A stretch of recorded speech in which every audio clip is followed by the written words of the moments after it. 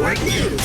Nasawi ang isang 12 anyos na dalakitang lula ng isang tricycle matapos masangkot sa banggaan sa kahabaan ng Pantal Bridge, New Venecia Highway sa lungsod ng Dagupan noong Miyerkules ng gabi. Sa inisyal na investigasyon, nagkataon na nagsabay patungo sa isang lane ng tricycle at isang pick-up truck dahilan upang masagi nito ang tricycle at nagpagulong-gulong sa kalsada sa kayang nasa 8 pasahero na pawang magkakamag-anak. Sa paggulong ng tricycle ay aksidente naman itong nasagasa ng isa pang pick-up truck na paakyat na rin sana sa nasabing tulay. Itong vehicle number 1, yung tricycle, magme-merge po sila ng linya.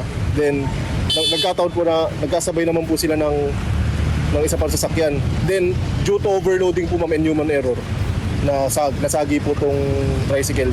Wherein nagpagulong-gulong siya ma'am, then napunta po siya sa may outer lane. Wherein yung vehicle number 3, nasa tamang linya naman siya ma'am. Siya po yung since paakyat po siya ng Pantal Bridge, nasagasaan niya po itong tricycle ma'am.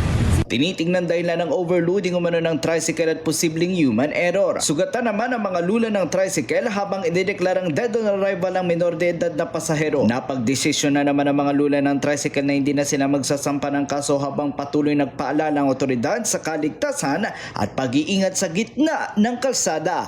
Kasama mo mula rito sa IFM Dagupan. Ako po si Idol Matthew Pacheco. Tatak, RMN! RMN Network News.